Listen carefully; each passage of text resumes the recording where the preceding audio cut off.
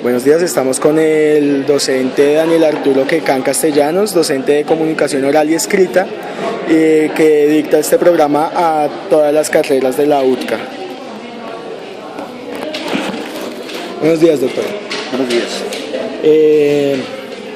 Primero que todo, esta es una encuesta para la clase de bienestar animal y de bioética, que cuenta muchísimo sobre, que vamos a hablar específicamente de lo que son los derechos de los animales, cómo puede que piensen ustedes sobre esos animales, sobre respecto a si sienten, dejan de sentir y todo lo relacionado con ello. La primera pregunta dice que si los seres humanos somos animales y por qué.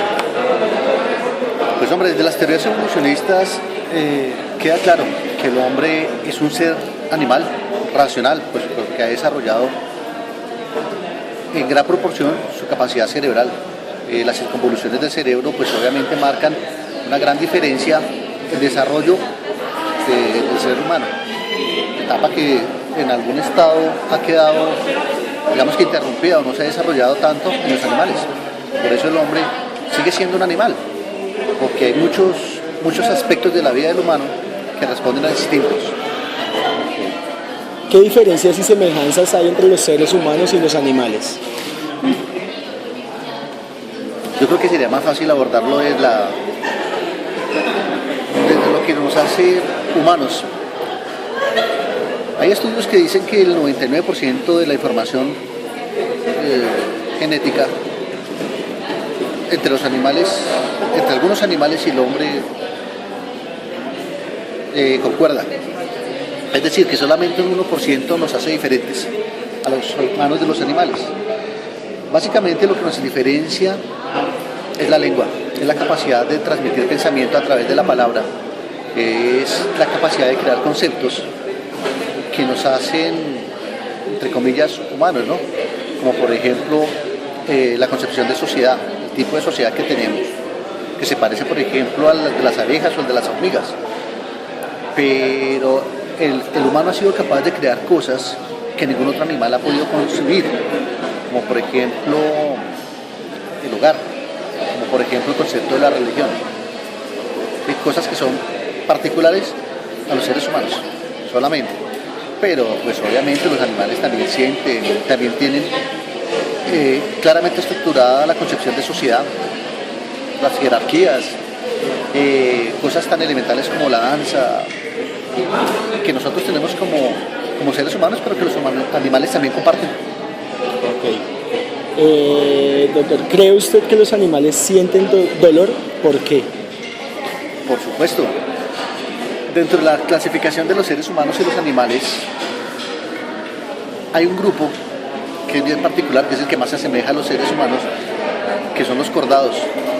Es decir, todos aquellos que cuentan con médula espinal, que tienen un sistema nervioso que pues obviamente cuando se afecta al animal van a sentir dolor, normal. Los animales... Pero perdóname, con eso claro. no quiero decir que los animales que no son cordados no sientan dolor, me imagino que también. Pues obviamente no es mi área de conocimiento, pero el sentido común también me lleva a pensar que si yo le corto, por ejemplo, una aleta a un pez, pues debe sentir dolor, o si yo, por ejemplo, a una cucaracha le quito las patas, pues me imagino que debe sentir dolor. Claro. ¿Los animales tienen algún nivel de pensamiento? ¿Por qué y de pronto de qué tipo, cree usted? Interesante pregunta. Pues me imagino que en términos de pensamiento debe haber muchos estudios sobre eso, yo no he leído, pero sí deben tener una concepción de pensamiento. Muestras de eso lo podemos ver en los elefantes, ¿no? El elefante es capaz de discriminar y discernir por dónde tiene que ir, pues hay una recordación. Por ejemplo, los perros sabemos que también responden a ciertas conductas. El animal como que es capaz de discriminar qué debe hacer o qué no debe hacer. ¿Considera usted que los animales deberían tener la posibilidad de expresar su comportamiento de forma natural y tener la libertad de vivir sin miedo y sin angustia? ¿Está en clase? Estamos en una entrevista. ¿Sí? Pero tranquilo, doctor, bien pueda. Eh, Expresarse libremente. Pues hombre, yo creo que esa pregunta habría que dividirla, porque los animales, sin lugar a duda, pueden expresarse libremente dentro de sus ámbitos naturales, ¿no? Dentro de los espacios que les son naturales. Porque pues obviamente en la interacción con el hombre, de alguna forma las especies tienen que acomodarse, tanto los animales como los seres humanos, pues para poder convivir. Algo que ha sido elemental, sobre todo en un espacio como este. Hace muchos años, los perros andaban metidos en un restaurante, la gente le daba de comer al perro hasta con los cubiertos. Pues hombre, para que ambas especies puedan convivir deben haber ciertos parámetros y ciertas normas elementales de convivencia. Ahora, que se puedan expresar libremente, creo que los animales lo hacen. El ser humano tiene ciertos elementos como los tabú que le permiten no hacer o le prohíben, mejor, no hacer ciertas cosas. El animal se manifiesta espontáneamente. Okay. ¿Cuál es su opinión frente a la experimentación con animales y seres humanos para desarrollar tratamientos y curar enfermedades de animales y humanos?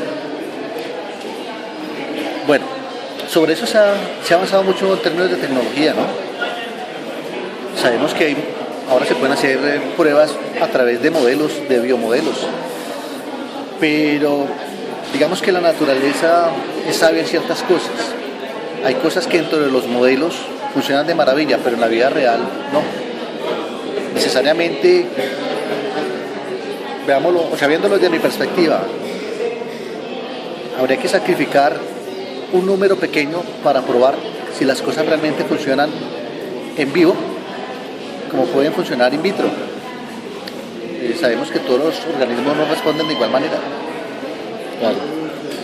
¿Los humanos podemos hacer cualquier cosa con los animales o debe haber límites en la forma como los tratamos? Y de pronto, ¿cuáles límites cree usted?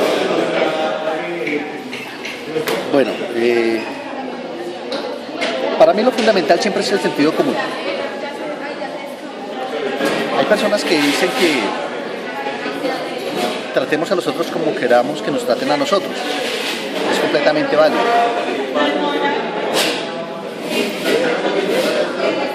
Es decir, hablando acerca del tratamiento con los animales, hay que tratarlos con algo de humanidad.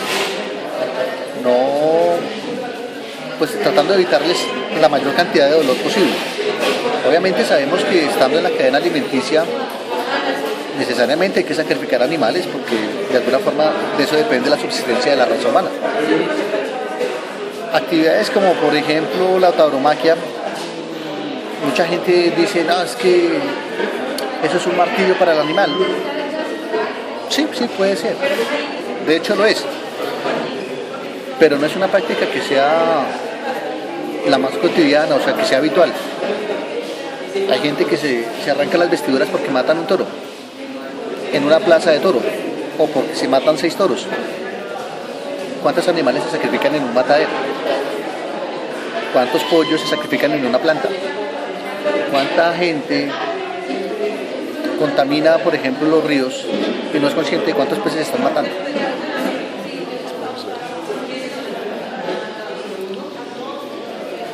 ¿Cómo es su relación con los animales? Hombre, yo creo que de alguna forma lo definiríamos como respetuosa. Obviamente yo he tenido mis mascotas y siempre he procurado proveerlos con las mejores condiciones. Pero si por ejemplo, hablando de los animales que no son mascotas, respetándolos en su hábitat natural, yo considero que los animales tienen que estar en sus hábitats naturales. ¿Para qué sacarlos? Simplemente por decir, yo tengo mucho más dinero, entonces puedo tener un caballo, o es que yo tengo más dinero, entonces yo puedo tener un tigre en mi casa, ¿no? Los animales en sus espacios, respetando los nichos naturales. ¿Considera usted que los animales tienen derechos que deben ser respetados y cuáles derechos conoce usted? Como cualquier criatura sobre la faz de la tierra, obviamente deben tener derechos, hay que respetarles también de alguna forma su individualidad, su naturaleza de animal. hay cosas para mí que son inconcebibles, como por ejemplo traer a los animales a hábitats que no son los de ellos, darles características más humanas que no les son inherentes, como por ejemplo vestir a los perros, meterlos en conductas que no les son naturales. Legislación sobre animales, la verdad no tengo mucho conocimiento, pero sé que existe. Dentro de la universidad sé que hay normas por decirlo así, algo así como de comportamiento de animales y seres humanos. Sé que hace algunos años del grupo de bienestar animal se estableció algún tipo de legislación, ¿no? Pues para no permitir que los animales estén en áreas que son más espacios humanos. Por eso se creó, por ejemplo, las perreras. Los animales tienen que estar por allá, al igual que los caballos.